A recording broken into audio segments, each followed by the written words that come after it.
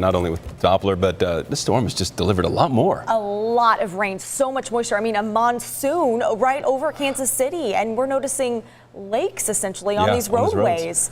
So very dangerous if you're heading out right now. In the next few hours, we will still see some flash flooding concerns, even though the rain should taper off by around 7 or 8 a.m. Now, here's what we're dealing with out there right now. You can see quite a bit of shine on the roadways. Water over roadways is likely, so slow go is your best bet. This is looking across the stadiums and I-70 heading downtown. Another view in the city. There's a lull in precipitation here, but another round is headed our direction. Here's how it looks on our weather tracker radar. A lot of lightning directly over Overland Park and Olathe. It might be very loud for you this morning, right along I-35, even towards Gardner and Edgerton. But you can see the heaviest rain is associated wherever you see this lightning. It just indicates how strong this the rain is. It continues to fall from Belton to Cleveland and into Peculiar down I-49. We're watching this batch of some heavy downpours from Fairmont, Parkville, and then downtown Kansas City. So once we get through that batch,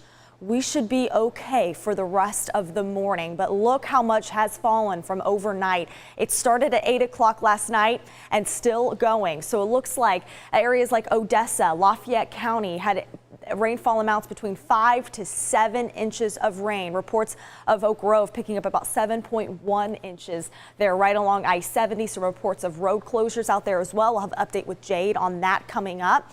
But for most of areas that eastern Johnson County, all of Jackson County within 3 to 5 inches. Liberty about 1 to 2 on our radar estimated amounts. But if you go farther south near Parkville, Gladstone, 3 to 5 inches of rain fell there. That includes Platte City, about 1 to 2 inches, and lesser amounts in Wyandotte County near Bonner Springs. We had rainfall rates between 2 to 3 inches per hour. About 2 inches of rain have fallen at KCI for the last 4 hours. So that just kind of puts it into perspective. That means a quick rising of our streams and creeks likely. Lots of water over those roadways. And just a reminder, do not drive through those flooded roads. They will be blocked off. They are, barricaded for a reason. So here's how it looks on our PowerCast. You can see all that heavy rain really focused along and east of I-35. Here it is at 4:30. By 6 a.m., noticing some back building. That is a problem because we're really not out of the woods quite yet for your morning commute. By 7 a.m., maybe some improvements. Still looking at some of this heavy rain near Gardner, Edgerton, and Paola, mainly south of I-70 from Holden, Clinton, and Sedalia. These flash flood warnings do include Sedalia to Lafayette County and to Marshall, all the way to Jackson County as well. This is until 8:30 in the morning. By 8:30 on your PowerCast, the heavy rain is out of that flash flood zone. So that's good news. It will track to the south near Garnett, Butler, and Clinton, and they cannot rule out a few spotty showers through the late afternoon and evening.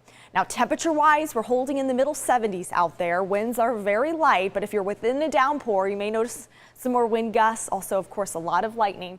We're going to see some heavy rain and some thunderstorms, maybe through 7, 8, 9 a.m. Then it'll taper off into lunchtime. We are in the low 80s by the late afternoon, so you'll notice much cooler temperatures, and then drier air will gradually filter in by the evening hours. So here are your highs for today. We'll reach 83 at KCI, 82 St. Joseph, 86 in Clinton, and 85 degrees in Lawrence. I think that is actually overdoing it just a little bit. I think a lot of us will hold in the low 80s all day long thanks to the cloud cover. Now for tonight, we drop down to 67 degrees. Our skies will gradually clear. It's going to lead to a really nice end of the week to the weekend. So we just need to get through the next 2-3 hours before we can really reap the benefits of the storms. 83 on Saturday, 80 degrees on Sunday, and then we warm up for the beginning of next week. But this morning, very dangerous out there, especially if you have to hit the roads at this time. I would avoid that.